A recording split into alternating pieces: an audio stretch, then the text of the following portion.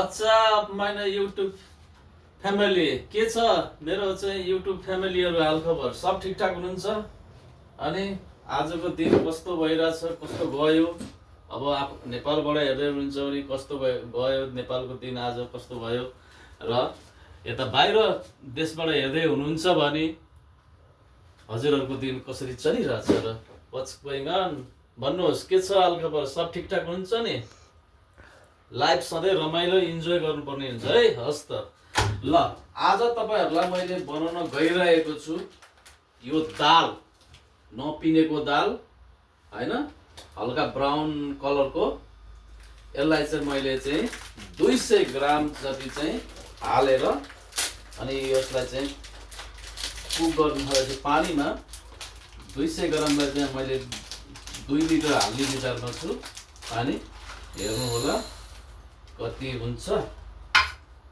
Okay 10 113 okay ल यति चाहिँ तपाईको 200 ग्राम मलाई चाहिने 200 ग्राम हो अब यसलाई चाहिँ मैले एउटा सानो बाडो बसालेर पानी हाल्दिन्छु पानीमा हालेर 15 मिनेट जति मैले पकाउन पर्ने हुन्छ 12 देखि 15 मिनेट हुनु 15 मिनेट राख्नु यसलाई चाहिँ अनि त्यसपछि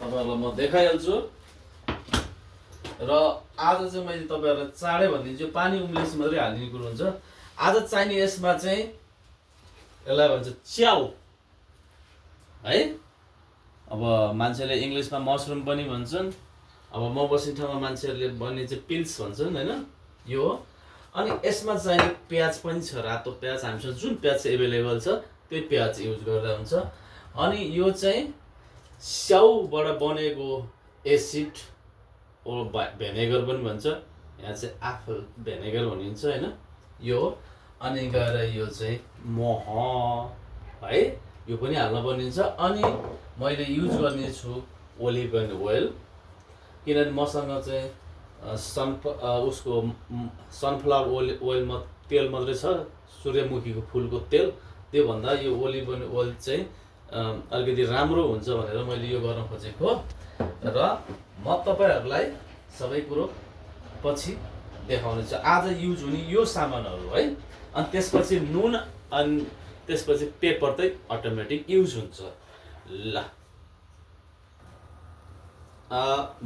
मैले अघि तपाईहरुलाई चाहिँ त्यो चाइनिज सामानमा चाहिँ दुईटा चाहिँ मैले चाहिँ फ्रिजमा राखेको थिएँ यो हो बाख्राको चीज यसलाई भनिन्छ म बस्ने ठाउँमा मानिसहरूले बोल्छन् फेटाक केज बाख्राको चीज अनि गएर यो चाहिँ हरियो परियो आँखालाई शरीरलाई सबैलाई राम्रो हुन्छ यो सलाद अनि मसँग अर्को पनि सलाद छ त्यो चाहिँ आज युज नगरौँ भनेर अब हामीलाई चाहिने यो हो म भनिदिन्छु दाल यहाँ सुरु कख भइराछ हेर्नुस् अनि त्यसपछि प्याज मैले काटेर राखेको छु च्याउ मशरुम काटेर राखेको छु यो स्टाइलले गर्नु होला हजुर अनि यो तपाईको यो स्टाइलमा चाहिँ चीज काट्नु होला एउटा सानो बनाउनु हुन्छ अनि यो सलाद भयो अनि यो चाहिँ स्याउको भेनेगर हैन अनि ओलिभको तेल ओलिभ ओइल अनि गएर हनी म पछि हजुरहरुलाई सबै कुरो देखाउने छु ओके यसमा चाहिँ तपाईको के हुन्छ भने मैले चाहिँ यहाँ ओलिभको तेल 6 चम्चा हालेँ यो हालको चम्चाले 6 चम्चा हालेँ अनि भेनेगर चाहिँ स्याउको भेनेगर चाहिँ मैले 4 चम्चा हालेँ अनि गएर तोरीको हाम्रो चाहिँ बडा चाहिँ बनाएको हुन्छ यहाँ अटोमेटिक चाहिँ आको हुन्छ यो हो मैले तपाईहरुलाई देखाउनै पर्ने हुन्छ प्रुफको लागि यो आउँछ यो चाहिँ यो चम्चाले 1 चम्चा हाल्न पर्ने हुन्छ अनि मह पनि यो चम्चाको आधी चम्चा जति हाल्न पर्ने हुन्छ है अनि यसमै हो तपाईको नुन अनि गएर मरिचको धुलो हालेर चाहिँ मैले यसलाई चाहिँ सुरु गर्दैछु हजुर। यसलाई अलिकति फिटेर यसलाई सबै मिक्स गर्न पर्ने हुन्छ, हेर्नु होला हैन। अनि त्यसपछि अनि भिनेगर सबै कुरोहरू मिक्स राम्रोसित भएपछि अनि मिठो पनि हुन्छ भन्ने लागिरहेछ मलाई। अब यहाँ दाल पाक्दैछ हैन, लिन्जुल दाल पाक्दैछ। हेर्नुस् पानीमा बग बग बग बग उम्ले कति राम्रो स्वाद भएन र? हो नि, नहुन त कुरै भएन नि।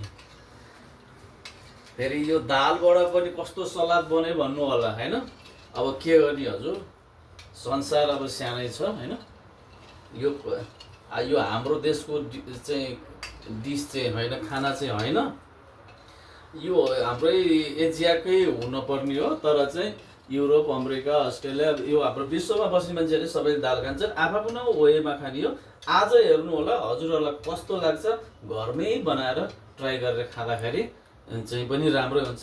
मन पर्छ भने भनिदिनु होला, ओहो ल है राम्रो रहेछ भनेर भन्नु होला। नराम्रो छ नि भाइ भएन, दाइ भएन, अङ्कल भएन कि होइन, के छ नाताले के भन्नुपर्छ भन्दा हुन्छ होइन। रगतको नाता भन्दा पनि भावको नाता ठुलो हुन्छ। अब डिसिजन हजुरहरूकै हातमा छ है त। मैले तपाईँहरूलाई यो सस बनाएर देखाइहालेँ। अनि यो सलाद र यो चाहिँ बाख्राको चिज होइन, यो चाहिँ हामीले पछि गर्नेछौँ। यसलाई चाहिँ मैले चाहिँ थोरै तेल हालेर चाहिँ थोरै एकछिन फ्राई गरेर 2 देखि 3 मिनट, बढी च्याउलाई बढी मात्रामा पकाउनु हुन्न। त्यो म्याक्सिमम 2 देखि 3 मिनटभित्रमा चाहिँ यसलाई हामीले निकाल्नु पर्ने हुन्छ। ओके माइने युट्युब फ्यामिली, मैले चाहिँ अब यो च्याउ र प्याजलाई चाहिँ यो बटरमा हालेर चाहिँ गर्न थालेको छु। अलिकति टेस्ट आउँछ सलाद जस्तो बनाउने भएपछि होइन, त्यसले गर्दाखेरि हो। अब चाहिँ कुरो त्यसरी हेर्नु होला होइन। अनि त्यसपछि यो हाम्रो दाल पनि रेडी हुन्छ। म तपाईँहरूलाई बनाएर देखाएपछि खाना मन नलागे पनि खाउँ खाउँ हुने देखाउँछु, बुझ्नुभयो नि। भन्दा मतलब तपाईँहरूलाई खानै मन लाग्यो दालको के सलाद बनाउँछ भन्नु, यो चाहिँ देख्ने बित्तिकै मुखबाट पानी सर्र आउने हुन्छ नि, कुरो बुझ्नुभयो नि। हो यसरी हो के हजुर। ल अब चाहिँ केही होला जस्तो छ है, केही होला जस्तो छ, बुझ्नुभयो नि। अब हाम्रो दाल यहाँ सुरु हुँदैछ, बटर पग्लिँदैछ। अब मेरो बोली चाहिँ चलिरहेछ बोली होइन, भनिरहेको छु हजुरहरूलाई के गर्दाखेरि कसो गर्दाखेरि राम्रो हुन्छ भनेर। तपाईँहरूबाट पनि त्यस्तो नलेजहरू छ भने मलाई चाहिँ लेखेर भनिदिनु होला, मैले पनि इम्प्रुभ गर्न चाहिँ सक्छु होइन। मैले तपाईँलाई सेयर गरेँ भने तपाईँहरूले पनि मलाई सेयर गर्नुभयो भने भयो भने दुईजनाबाट हामीले चाहिँ त्यसबाट चाहिँ केहीवटा चाहिँ नयाँ कुराहरू सिकिन्छ र नयाँ हामीले ज्ञान पाइन्छ। अब यस्तै हो, ज्ञान गुणको कुरा गर्दाखेरि चाहिँ हामीहरूलाई अलिकति गाह्रै हुन्छ, तर नेभर माइन्ड है, कुरोमा कुरो गएको मात्रै हो। Okay, enjoying. म यहाँ प्याज हालेर फ्राई गर्दैछु होइन। यसलाई चाहिँ फेरि प्याज हाल्ने बित्तिकै च्याउ, अब हामीले कुन भाषामा के भनिन्छ च्याउलाई त्यही भनिदिनु होला। च्याउ, अब मसरुम, अब यहाँ हामी बस्ने ठाउँमा पिल्स के भन्छ होइन। यसलाई चाहिँ 1 मिनट जति चाहिँ भुटेपछि बुझ्नुभयो नि। अनि त्यसपछि हामीले मसरुमलाई पनि हालिदिँदा हुन्छ। भएन भने तपाईँहरूले चाहिँ अब कुन अलिकति रातो भएपछि हाल्ने भने मिल्छ, त्यो पनि राम्रै हुन्छ। तर मेरो धारामा चाहिँ अलिकति सलाद बनाउँदाखेरि चाहिँ यो प्याजलाई चाहिँ धेरै नपकाउँ भन्ने कुरोमा हो होइन। त्यसले गर्दाखेरि अब आफ्नो वेमा आफूलाई कुन खालको के गर्दा राम्रो हुन्छ त्यसरी चाहिँ गरिदिँदाखेरि चाहिँ सही हुन्छ जस्तो लागेको छ है मलाई। ल मेरो अब चाहिँ हुँदैछ 30 सेकेन्ड, 1 मिनट त भएको छैन होइन, आधी मिनटबाट 1 मिनटसम्म।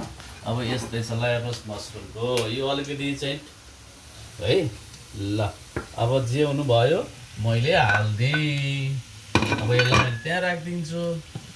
अब हामीले चाहिँ यसलाई 2 देखि 3 मिनटभित्रमा चाहिँ हामीले गर्नुपर्ने हुन्छ। अब आगो चाहिँ सधैँ मसरुम पकाउँदाखेरि मिडियम हिटमा चाहिँ बनाएर गर्नु होला। जे खाना बनाउँदा पनि मिडियममा बनाउँदाखेरि धेरै राम्रो हुन्छ। त्यसले पनि खाना राम्रोसित पाक्छ पनि, टेस्ट राम्रोसित आउँछ अनि खानाहरू डढ्नेवाला केही पनि हुन्न है त। यही भएर चाहिँ मैले जहिले पनि मिडियममै गराएको हुन्छु। यो दाल पनि मैले त्यही भएर मिडियममै बनाएको हुन्छु है।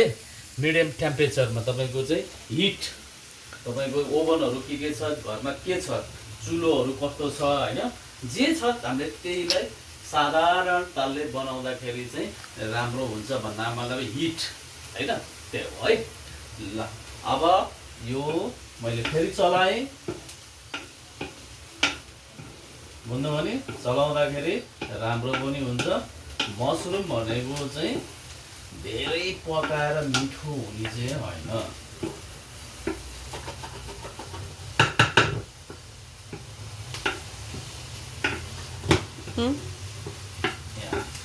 ल हेर्नुहोस्, ल तपाईँलाई म फेरि देखाउँछु यसको कलर कस्तो हुँदै गइरहेछ। हेर्नुहोस् हेर्नुहोस्, देख्नु भने प्याज पनि हुँदैछ अनि गएर चाहिँ मसरुमको कलर पनि राम्रो हुँदैछ। यिनीहरू मिक्स हुने हो कि, भन्नु भने मिक्स, यसलाई भन्छ यो।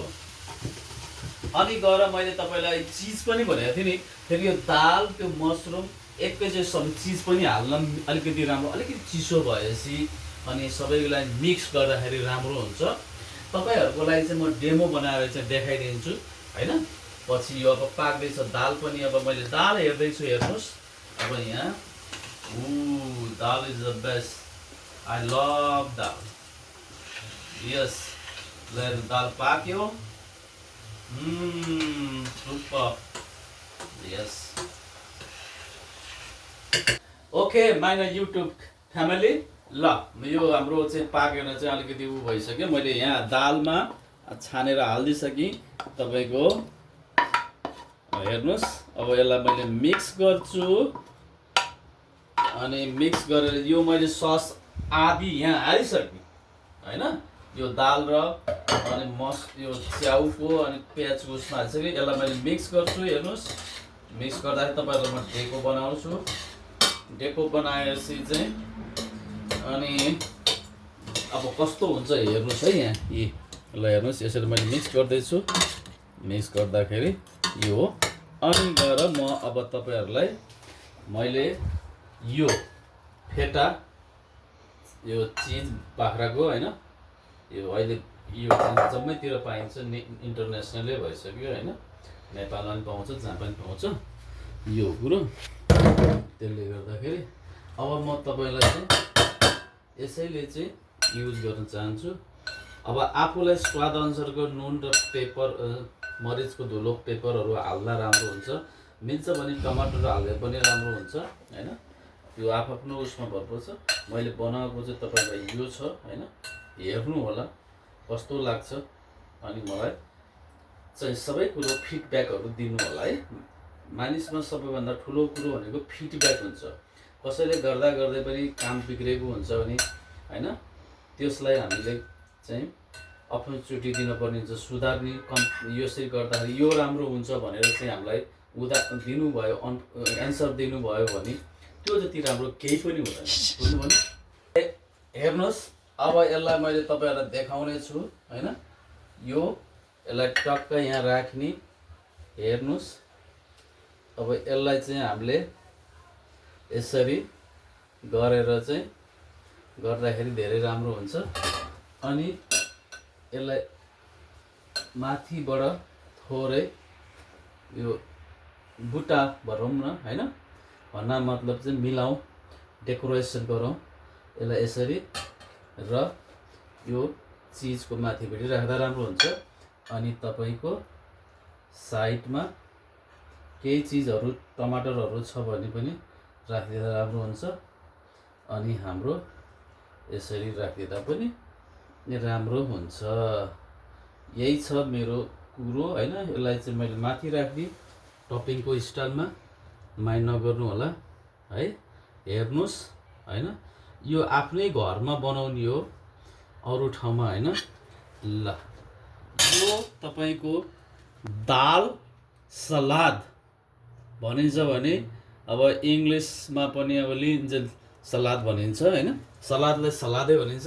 हाम्रो गाउँघरतिर सलाद हुने चाहिँ काँक्रो, गाजर, प्याज, टमाटर अनि कागतीलाई सलाद भन्छ। यो चाहिँ अर्कै खालको चाहिँ सागको सलाद विथ तपाईँको चाहिँ बाख्राको चिज, दाल, च्याउ, प्याज, यसमा मह मिसा छ, तोरीको मिसा छ होइन।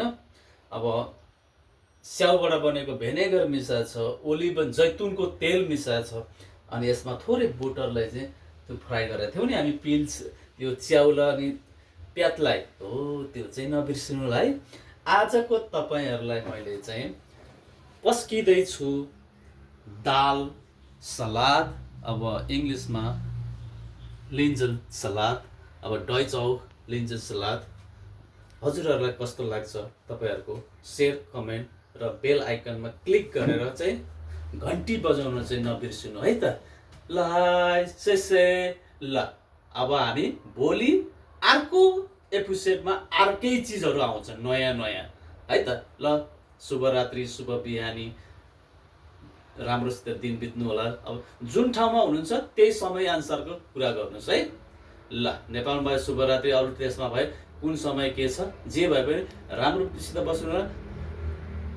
सधैँ बी पोजिटिभ, सधैँ हेल्दी बन्नु होला। पानी धेरै खानु, गर्मी बढिरहेछ, इन्जोय गर्नु होला। सबैभन्दा ठुलो कुरो धेरै नसोचोस्, इन्जोइङ योर टाइम।